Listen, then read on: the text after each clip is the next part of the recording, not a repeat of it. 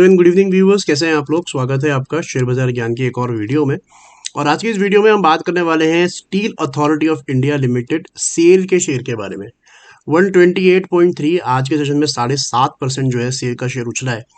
और इस वीडियो में आज पर्टिकुलरली हम बात करने वाले हैं इसके टेक्निकल चार्ट्स के बारे में, कैसा लग रहा है आने वाले समय के अंदर में। वैल्यूएशंस के ऊपर में बात करेंगे और किन चीज़ों का इफेक्ट जो है सेल पे हो सकता है in the coming week at least.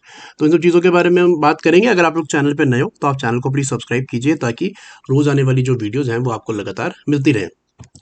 तो बेसिकली सेल का जो शेयर है 2024 से जस्ट पहले नवंबर में और अक्टूबर के लास्ट में चलना शुरू हुआ था अराउंड द लेवल्स ऑफ 84-85 के लेवल से। उसके बाद जो उसने स्पीड पकड़ी है that is been mostly in December, जहां पे पहली बार इसने 100 रुपए का लेवल पार किया आफ्टर अ लॉन्ग टाइम। और 100 रुपए का पार करने के बाद में इट हैज स्टेड अबव 100। और इस हफ्ते क्या हुआ है, बहुत इंपॉर्टेंट चीज यहाँ पे अगर हम देखेंगे तो आज की जो क्लोजिंग है ना, ये क्योंकि वीकली चार्ट है, एक कैंडल जो है वो एक हफ्ते को रिप्रेजेंट करती है। यहाँ पे क्या हुआ है कि क्लोजिंग जो है यहाँ पे आई है आज 128.3। This has closed above the highs of the red candles. जो लास्ट बड़ी रेड कैंडल बनी थी उसका जो हाई था दैट वाज 126.9। 126.9 के लेवल के ऊपर जब अब ये क्लोजिंग दे चुका है, this is basically a sign of what you can call selling absorption. Selling absorption का मतलब क्या होता है कि देखिए, बहुत सारे स्टॉक्स जो हैं ऐसे होते हैं जो जाते तो हैं एक लाइन में ऊपर जाते हैं, लेकिन जैसे ही उनके ऊपर में थोड़ा बहुत सेलिंग प्रेशर आता है, हल्का सा सेलिंग प्रेशर आता है, दे सकम टू द सेलिंग प्रेशर और फिर से नीचे आ जाते हैं। लेकिन जो स्टॉक्स जो है ऊपर जाए और सेलिंग प्रेशर हल्का सा आए लेकिन उसको तोड़ के फिर और ऊपर कंटिन्यू करे, so basically what this means is selling जो है, जो सेलर्स हैं उनके हाथ से बाजी निकल के बायर्स जो है दोबारा कंट्रोल ले रहे हैं एक पर्टिकुलर चार्ट का। और यहाँ वीकली चार्ट्स के ऊपर में हमारे को क्लियरली वो नजर में आता है कि जब यहाँ से सेल चला 85 रुपीज से लेके 125 रुपए विदाउट इंटरप्शन चला है ये share, right. There has been no significant selling. उसके बाद में लगातार 3 हफ्तों तक इसमें सेलिंग आती है और सेलिंग आने के बावजूद पिछले हफ्ते जो इसने ग्रीन कैंडल बनाया लेकिन अपने रेड कैंडल के हाई को पिछले पार नहीं कर पाया। इस बारी ना सिर्फ पार किया है बल्कि तीनों रेड कैंडल के हाइस को एक ही हफ्ते के अंदर निकाला है। So this basically gives you an idea of the strength of the buyers in SAIL. तो मुझे लगता है यहाँ से भी और चलेगा। वैल्यूएशंस की अगर हम बात करेंगे तो वैल्यूएशन मुझे बहुत ज़्यादा महंगे नहीं लगते सेल के अंदर में। फॉर न्यू कमर्स ऑब्वियसली, अब जिसने खरीदा नहीं है वो 128 पे आएगा तो उसको तो महंगा लगेगा ही, बिकॉज अगर आप देखोगे तो 16 के पी मल्टीपल पे चल रहा है ये सेल का शेयर और इसका एवरेज पी मल्टीपल 10-11 का होता है। लेकिन वैल्यूएशन सिर्फ पी मल्टीपल से नहीं निकाली जा सकती। अगर आप बहुत सारी चीज़ों का एक मिक्सचर होता है वैल्यूएशन। अगर आप यहाँ बुक वैल्यू देखोगे तो बुक वैल्यू 136 है। बुक वैल्यू का मतलब बेसिकली क्या होता है, एक हाइपोथेटिकल सिचुएशन होती है, राइट।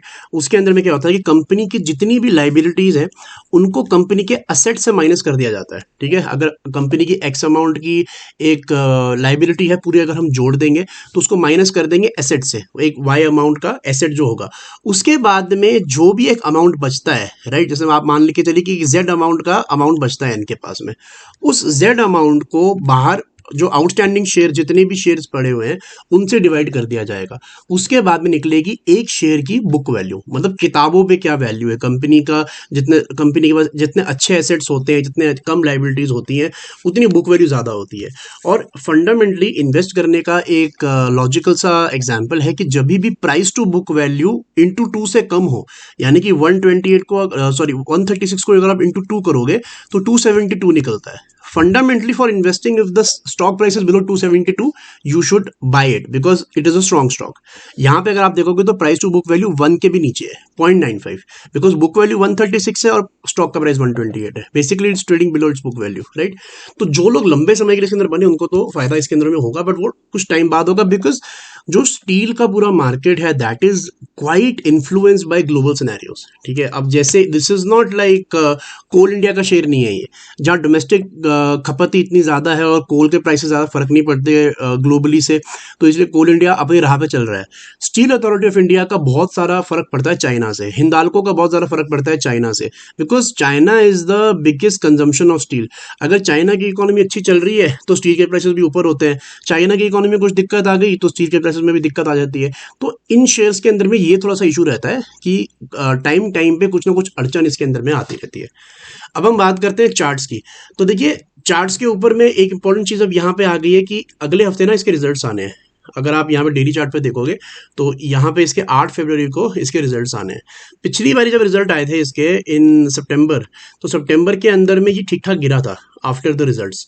यहाँ पे ये अराउंड 90 टू 93 के करीब चल रहा था और रिजल्ट्स आने के बाद में with in may be 2-4 days, 4-5 दिन के अंदर में कि नीचे की तरफ में 80 रुपये तक आ गया था। तो ऊपर से ठीक ठाक 10-15% की करेक्शन जो है देखने को मिली थी।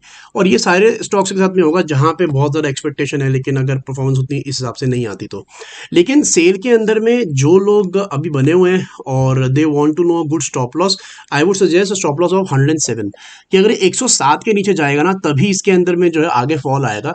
तो यहाँ से भी अगर ये 10% भी गिरता है तो बेचने की कोई जरूरत नहीं, because there is a strong support around the levels of 107। बाकी शेयर के साथ में क्या होता है ये 8 फरवरी को पता चलेगा आपको जब इसके रिजल्ट्स आएंगे। तो दोस्तों ये था मेरा आज का video on sale. I hope आपको लॉजिक और लेवल्स जो है वो क्लियर आउट हो गए। कोई सवाल है आपका तो आप कमेंट सेक्शन में जरूर डालें। मैं मिलूंगा आपसे अपनी अगली वीडियो में, तब तक आप अपना ख्याल रखें। All the best guys.